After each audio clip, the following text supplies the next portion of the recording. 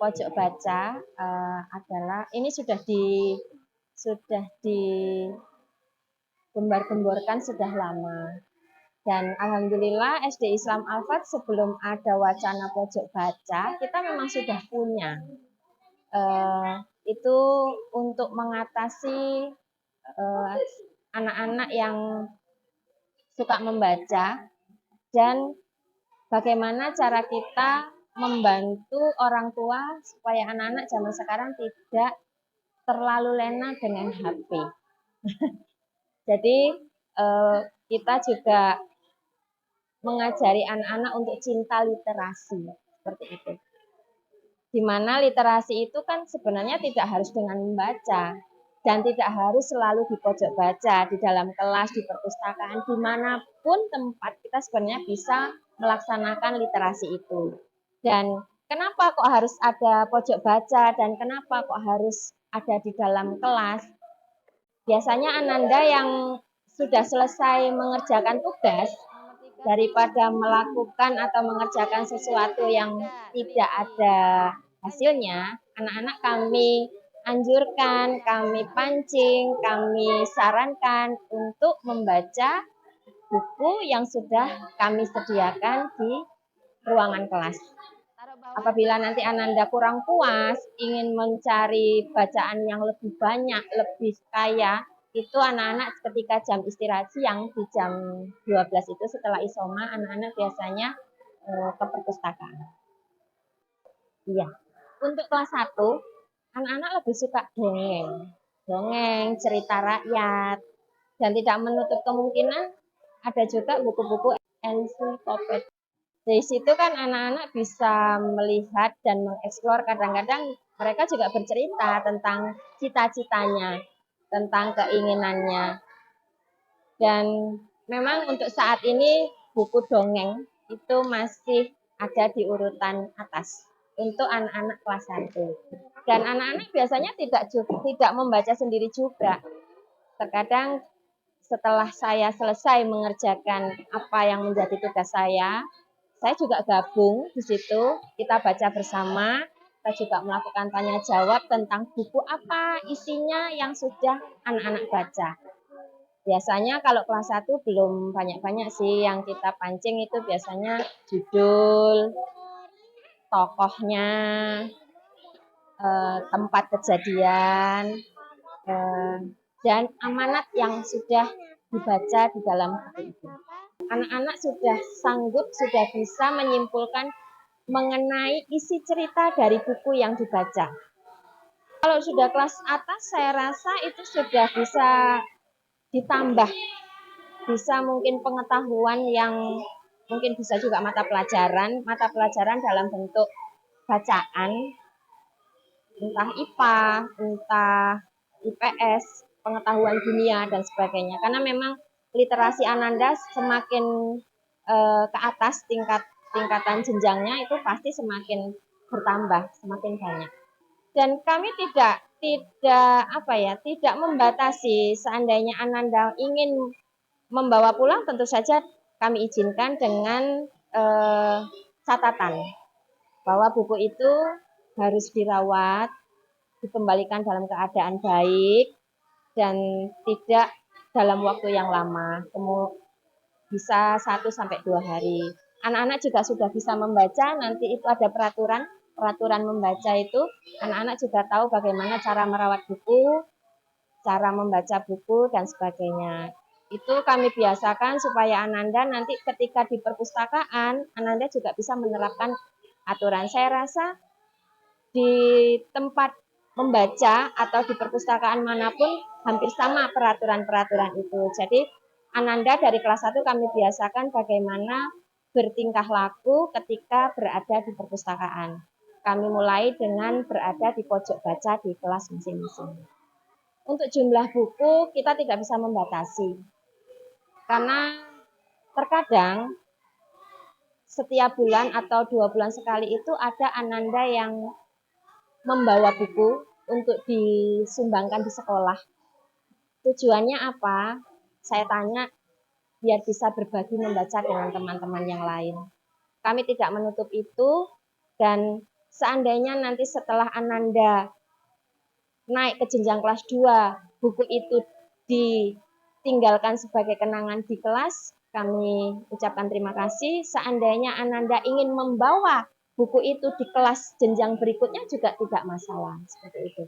Untuk perputaran buku itu, supaya kami mengatasi Ananda tidak bosan dengan buku-buku itu saja yang ada di kelas, kami kelas 1 ini kan punya 4 kelas. Jadi kami putar, setiap bulan itu kami putar buku-buku di kelas 11, bulan ini di kelas 12, 13, dan seterusnya. Itu untuk menghindari kebosanan Ananda. Nanti apabila buku ini sudah berputar, kami minta izin dengan petugas perpustakaan untuk meminjam sebagian buku, khususnya buku-buku dongeng yang disenangi Ananda kelas 1, kami bawa ke kelas dengan jangka waktu yang sudah kami sepakati dengan petugas perpustakaan. Pepatah lama atau semboyan, buku adalah jendela dunia. Setiap orang tua pasti sangat antusias ketika Anandanya sangat senang membaca. Dan untuk kelas 1 pasti dimulai dengan bagaimana Ananda menyenangi atau menyukai buku yang dia pegang. Akhirnya dibaca, dan itu kita mulai dengan dongeng. Anak-anak kecil kan biasanya suka dengan dongeng, baik itu mereka dibaca sendiri ataupun dibacakan oleh gurunya. Dan di saat jam istirahat itu, saat-saat yang mungkin anak-anak yang terbiasa tidur siang itu kan ngantuk ya. Jadi kalau kita bacakan itu kadang-kadang ya ada yang sampai ketiduran, tidak menutup kemungkinan pengawasan bagi kami seorang guru itu kepada anak-anak yang berada di kelas ketika jam istirahat itu sangat mudah. Karena ketika anak-anak semua berada di kelas, kita tentu pandangan kita ke anak-anak lebih terjangkau daripada anak-anak bermain di luar. Itu. Terus peran orang tua, saya rasa tidak ada orang tua yang menolak. Tidak ada orang tua yang tidak mendukung dengan gerakan literasi yang kita lakukan di sekolah. Dan itu juga selalu kita pesankan kepada orang tua supaya Ananda di rumah juga suka membaca. Membaca apapun, terutama hal-hal yang positif. Dan orang tua juga sangat mendukung karena ya itu tadi yang saya katakan, bagaimana cara mengurangi Ananda dengan gadget atau HP yang saat ini sedang sedang marak. Itu kan bisa, kadang-kadang anak-anak itu kalau di HP itu kan lebih senang main game. Sebenarnya sih nggak masalah, asalkan itu ada batas waktu yang disepakati dengan orang tua. Tapi orang tua juga, yaitu tadi Pak, sangat mendukung gerakan literasi yang kita canangkan di SD. Untuk saat ini di kelas orang tua sangat memfasilitasi ya, khususnya kelas saya kelas 1 2, wali murid atau orang tua ini khususnya mama-mama itu mau menyiapkan pojok buku yang sekarang sudah ada di kelas ini, baik hiasannya, baik tata tertibnya, ataupun segala macam fasilitas dan buku-buku itu ada sebagian yang diberikan oleh wali murid. Anak-anak ini kan setelah isoma itu waktunya cukup panjang. Kemungkinan dari jam 12 sampai jam 1 itu sudah selesai makan dan sholat. Dari jam 12 sampai jam 1 itu saya selalu mengusahakan anak-anak untuk istirahat. Tapi tidak menutup kemungkinan juga banyak anak-anak yang dalam waktu itu berada terkungkung di kelas, tentu ingin main di luar, dan saya tidak membatasi itu dengan selalu pesan hati-hati. Karena terus terang ketika Ananda di luar, tentu jangkauan seorang guru tidak bisa mengikuti kemanapun dia berada. Tapi ketika di kelas, anak-anak, yaitu tadi yang saya ceritakan, kita membaca, bahkan ada yang tiduran dalam jangka waktu cukuplah kalau istirahat setengah jam saya rasa. Sini juga saya izin anak-anak untuk saya sholat dan makan seperti itu. Setelah jam 1 masuk anak-anak pelajaran terakhir, jam terakhir, karena kelas 1 kan pulangnya jam 3. Itu anak-anak ya belajar lagi materi pelajaran sesuai dengan jadwal pelajaran yang sudah tertera di kelas masing-masing.